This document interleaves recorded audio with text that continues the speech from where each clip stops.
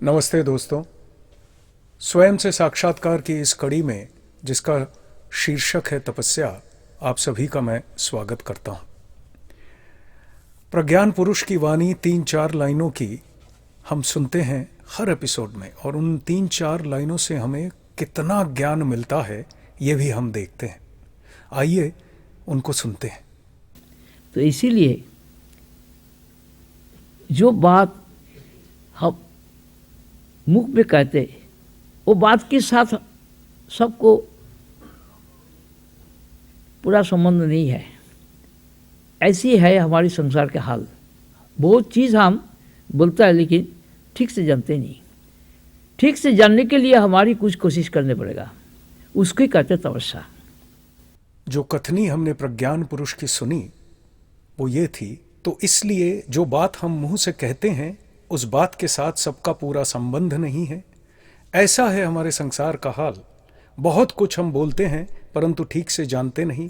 ठीक से जानने के लिए हमें कुछ कोशिश करनी पड़ती है, उसको कहते हैं तपस्या। ये हम जीवन में हर रोज़ देखते हैं कि मुंह से कुछ बोलते हैं, अंदर कुछ और रहता है। दूसरों को कुछ करने को बोलते हैं, खुद कुछ नहीं करते हैं, वही चीज़ खुद भी नहीं करते हैं। और न जानते हुए भी हम ऐसा भान करते हैं कि मुझे आता है। तो अब ये कह रहे हैं कि ये जो कोशिश है जिसके माध्यम से मेरे ये दोष सुधर जाएंगे, वो कोशिश को ही तपस्या बता रहे हैं। और हम इसी आलोचना में थे और कह रहे थे कि अभ्यास का परिवर्तन करना है, तो वो क्या परिवर्तन है, वहाँ पे हमारी पिछली कड़ी समाप्त हो गई थी। हम वहीं से फिर अगर शुरू करें तो देखें कि क्या कहते हैं कि अभ्यास के परिवर्तन से स्वभाव में परिवर्तन आता है, उस स्वभाव के परिवर्तन से स्वभाव शुद्ध होके बोध में जाता है। अब ये परिवर्तन हो कैसे, कह रहे हैं अभ्यास क्या है। अभ्यास जीवन में जो चर्चा है वो है। आगे कहते हैं आहार, निद्रा, संग, वाक, हर कुछ के अंदर, हर चीज के अंदर एक नियम है, हम उसे फॉलो नहीं करते हैं। तो गलत अभ्यास जो है, जिस अभ्यास से मल तैयार होता है, राजसिक मल, तामसिक मल, ये जो मल की तैयारी होती है वो गलत अभ्यास की वजह से होती है। तो कह रहे हैं कि आहार, निद्रा, संग, वाक, हर चीज के अंदर के नियम का उल्लंघन करते हैं, हम फॉलो नहीं करते हैं, जिसकी वजह से हमारे जो अभ्यास हैं वो ठीक नहीं हो पाते हैं। जो अंतर्मल शोधन का प्रयोजन बोध करते हैं, अंतर यानी मेरे अंदर के मल के शोधन का प्रयोजन बोध करते हैं, वो ही तपस्या का आश्रय लेते हैं। यह तपस्या है एक और प्रकार का अभ्यास। आज के युग की तपस्या है एक दूसरे प्रकार का अभ्यास, जिस अभ्यास का मैं आदी नहीं हूं। मैं जिस अभ्यास का आदी हूं उससे मल तैयार हो रहा है, और जो अभ्यास मुझे करना है सद्गुरु वाणी के माध्यम से, वो अभ्यास से मेरे मल का शोधन होगा। तो आज के युग में अभ्यास ही है तपस्या, लेकिन वो है एक दूसरे प्रकार का अभ्यास। ये पूर्व अभ्यास के शोधन के लिए बहुत जरूरी है। तपस्या की महिमा और उसके गुरुत्व को एक उद्गित संगीत के माध्यम से सद्गुरु ने वर्णित किया है। मैं उस संगीत के जो शब्द हैं उनको आपके सामने रखता हूं, उस वाणी को आपके सामने परिवेशन करता हूं। तपस्या ही जीवन, तपस्या ही प्राण धर्म दिव्य करम, तपस्या ही ज्ञान ब्रह्म आत्मा उसका साधन विज्ञान, सृष्टि स्थिति लय तपस्या द्वारा ही होता, होता मुक्ति शांति साधन दिव्य जीवन।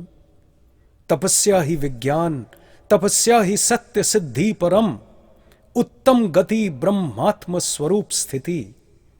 तप पिता तपस्या माता, तपस्या ही प्रकाश विकास संतान।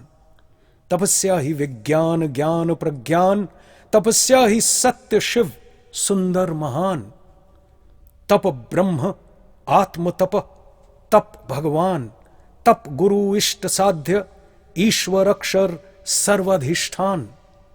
तप कर्म योग ज्ञान भक्ति प्रेम प्रीति निधान, भूमा सुख मुक्ति स्वानुभूति परिनिर्वाण।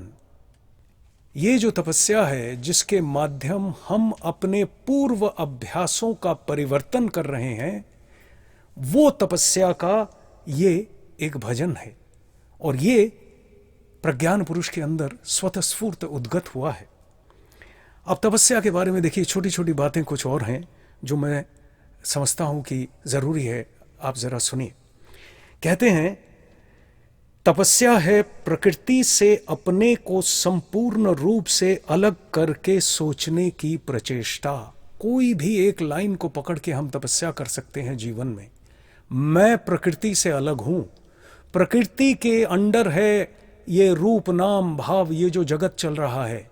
मेरा जो देह है प्रकृति की सृष्टि है और प्रकृति की सृष्टि अनुसार ये चला जाएगा। मेरे जो इंद्रियां हैं, प्राण है, मन है, बुद्धि है, अहंकार है, चित्त है, ये समस्त चीज प्रकृति की दी हुई है। बाहर जो कुछ मैं सेवन करता हूँ, चाहे अपने आँखों से सेवन करूँ, बड़ी अच्छे, जब कोई हम सीनरी देखते हैं हम लोगों को बहुत अच्छा लगता है। ये जो हम सेवन कर रहे हैं आँखों से, कान के माध्यम हम बड़ा अच्छा संगीत सुनते हैं, धुन सुनते हैं, अच्छा लगता है। ये सब कुछ हम आहरण कर रहे हैं, लेकिन है प्रकृति का।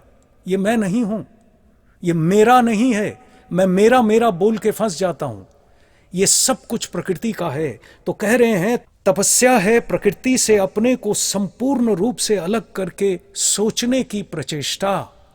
तो ये प्रचेष्टा तो हम कर ही सकते हैं। सदगुरु की वाणी हमने सुनी और जीवन में बारंबार अपने अंदर ये सोच पैदा कर सकते हैं कि मैं प्रकृति नहीं, मैं प्रकृति के अधीन नहीं, मैं केवल शुद्ध बुद्ध मुक्त नित्य अजर अमर पाप विद्य सच्चित आनंद स्वरूप हूं केवल। ये सोच तो सकते हैं। तो कह रहे हैं ये सोचना ही तपस्या है। देखो सोचते सोचते आगे क्या चीज निकल के आती है तुम्हारे अंदर। आगे कहते हैं अंतर में ईश्वरीय मनन के फलस्वरूप जिस ताप की सृष्टि होती है उसी को तपस्या कहते हैं। इस तपस्या के अनल में तमः व रज के सर्वविध विकार शोधित होते हैं, अर्थात चित्त शुद्धि होती है। इसकी छोटी सी आलोचना हमने पहले भी की है। तपस्या के ताप से हमारे अंदर जो हमारा मल है वो विदुरित हो जाता है, वो बाहर निकल जाता है, वो समाप्त हो जाता है। आगे कहते हैं लोग कहते हैं कि कोयला धोने से उसका मैल नहीं जाता है, परंतु इसे अपनी ओर इशारा करते हुए कह रहे हैं मालूम है कि किस तरह कोयले को सफ़ेद किया जा सकता है। कोयले को आग में जलाने से वह जल जल कर सफ़ेद हो जाता है, वही है तपस्या। तो कह रहे हैं अभ्यास के परिवर्तन के माध्यम से जो प्रचेष्टा तुम्हारे अंदर पैदा होगी, सही गुरु निर्धारित अभ्यासों को अपनाने के लिए, वो जो तुम्हारे अंदर ताप सृष्ट होगा, वो जो कोयला रूपी मन है, कोयला रूपी सोच है, संस्कार हैं, वो सारे के सारे उस ताप में जल कर सफ़ेद हो जाएंगे, अर्थात स्वच्छ हो जाएंगे, साफ हो जाएंगे। तपस्या है वही साधना जिसके ताप में द्वैत बोध जल जाता है और अद्वय बोध स्वतःस्फूर्त होकर प्रकाश पाता है। द्वैत बोध शून्य होने पर सब्जेक्ट ऑब्जेक्ट कॉम्प्लेक्स नहीं रहता, तभी आता है समत्व। देखिए हम अक्सर कहते हैं द्वैत बोध। इस द्वैत बोध को एक बहुत आसान तरीके से समझने का उपाय सदगुरु ने दिया हुआ है। कह रहे हैं कि द्वैत बोध का अर्थ इतना ही बेसिक तौर पे अगर समझ लो, एक सब्जेक्ट एक ऑब्जेक्ट, इतना समझ लो। दृक् दृश्य अर्थात देखने वाला एक और दृश्य जो देख रहा है वो एक। सेवन करने वाला एक, चाहे वो कान के माध्यम हो, आँख के माध्यम हो, जिह्वा के माध्यम हो, त्वचा के माध्यम हो, या अपने सेवन अपने जीभ के माध्यम हो, नासिका के माध्यम हो। सेवन करने वाला जो है वो एक ही है और जो कुछ सेवन कर रहा है वो उससे भिन्न है। ये द्वैत हो गया। यानी अपने से भिन्न वस्तु का व्यवहार, उस वस्तु का सेवन, उस वस्तु के बारे में सोचना, ये हो गया दो का व्यवहार। तो ये जो द्वैत बोध का व्यवहार है, इस द्वैत के अंदर नानात्व बहुत्व भी आ गया। इसको हजारों किस्म से आप पकड़ सकते हो, लेकिन अपने से भिन्न करके आपको सोचना पड़ेगा। मुझे वो चीज़ लेनी है, वो चीज़ लेनी है। ये जो सोच है मेरे अंदर, ये द्वैत बोध की सोच है। मैं अलग हूँ, मैं प्रार्थी हूँ, मैं इच्छुक हूँ, मुझे वो फलानी चीज़ लेनी है, मुझे चाहिए।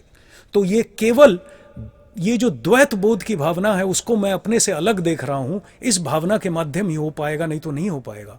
एकात्म बोध जो है, स्वबोध के जो दर्शन है, उसके अंदर वो वस्तु दूसरी प्रतीत नहीं होती है। एक ब्रह्म ज्ञानी को वो वस्तु केवल चैतन्य का ही आकार प्रतीत होती है। वो चैतन्य स्वरूप, वो खुद और समस्त जगत ये चैतन्य का ही चैतन्य के साथ खेल इस रूप से प्रतीत होता है। इसकी वजह से उनके अंदर कभी भी विकार नहीं उत्पन्न होता। जब तक दूसरा कुछ नहीं है तब तक विकार कैसे आ सकता है? तो इसलिए बार बार कह रहे हैं, द्वैत बोध शून्य होने पर सब्जेक्ट ऑब्जेक्ट का जो कॉम्प्लेक्स है वो नहीं रहता है। और जब ये सब्जेक्ट ऑब्जेक्ट का कॉम्प्लेक्स समाप्त हो जाता है तभी हमारे अंदर समत्व पैदा होता है, एक समता पैदा होता है। आगे देखिए, बहुत छोटी छोटी बातें हैं, मैं रह नहीं पा रहा आप लोगों को बताए बगैर। ये चीज़ जानना बड़ा ज़रूरी है क्योंकि है बांग्ला में, हिंदी में नहीं है, नहीं तो मैं चला जाता हिंदी की किताब पर। देखिए, कह रहे हैं तपस्या और साधन का तात्पर्य, हम साधना करते हैं, धार्मिक जगत के जितने इंसान हैं वो तो करते ही हैं। हम लोग अपने नॉर्मल जिंदगी में जब किसी चीज़ के लिए साध करते हैं, प्रार्थी होते हैं किसी चीज़ के बारे में, उसको पाने के लिए जो प्रचेष्टा करते हैं वही साधना है, उसी को हम पाने की चेष्टा करते हैं। और ये साधना जब ईश्वरीय तरफ चली जाती है तो ईश्वर के प्रति साधना हो जाती है। तो देखिए, साधना और तपस्या का तात्पर्य बता रहे हैं। कह रहे हैं अपने दोष त्रुटि का शोधन करने की जो प्रचेष्टा है वही साधना है। आगे कहते हैं दोष त्रुटि है अपने को ससीम भाव से सोचना और पूर्ण भाव से न सोचना। हमारा समय फिर समाप्त हो चला, तो इस कड़ी को हम यहीं समाप्त करते हैं। हमारी अगली कड़ी में हम प्रज्ञान पुरुष के आगे चल के जो वाणी आती है उस वाणी को हम सुनेंगे। उस वाणी में हमारी जो अगली कड़ी है, वो अगली कड़ी आती है कर्म पद्धति के नाम से। अब ये जो बातें हो गई हमारी कि हमें कोशिश करनी है, तपस्या है, तो कैसे हमारा कर्म होना चाहिए, कर्म पद्धति क्या होनी चाहिए कि हमारे जीवन का हर काम तपस्या में चला जाए, तो यही कर्म पद्धति की बात हम अगली कड़ी में सुनेंगे। आइए सुनते हैं केदार नारायण बोडास जी से एक प्रज्ञान पुरुष का उद्गत भजन।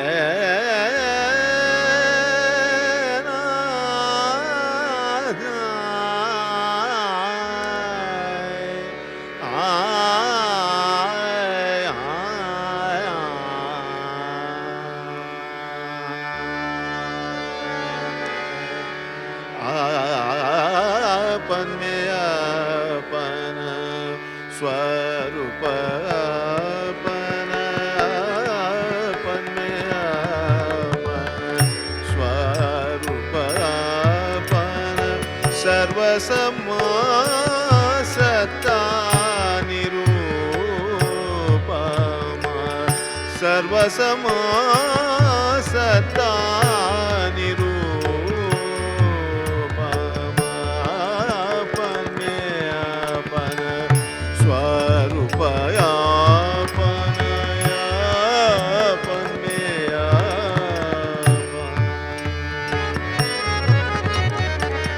सच्चिदानन्द घन अखण्ड देव स्वयं पुरुषोत्तम अक्षर ईश्वर परात्परम् अद्वय ब्रह्मयात्मा सनातन अद्वय ब्रह्मयात्मा सनातन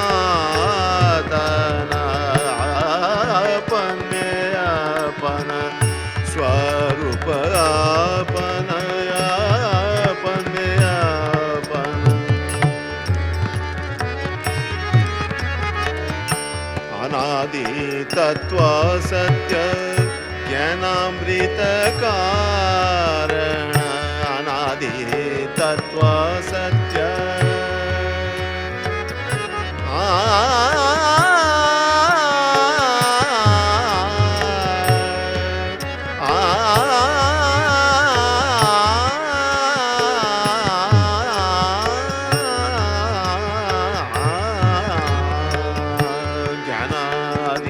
सत्य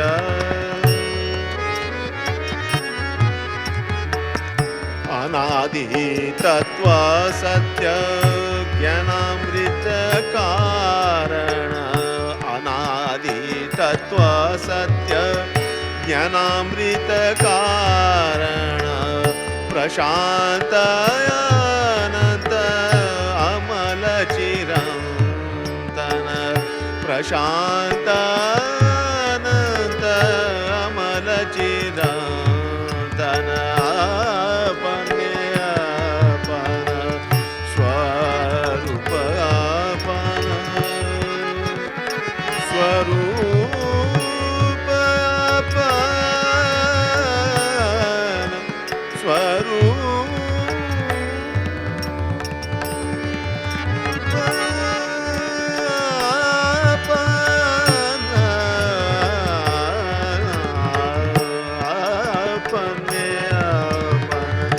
स्वरूप अपन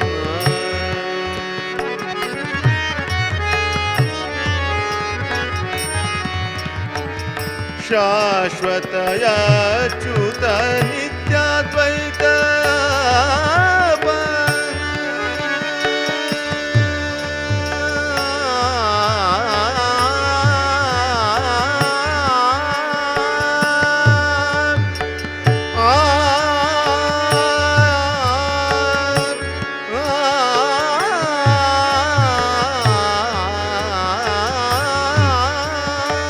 शाश्वत अच्युत नित्याद्वैत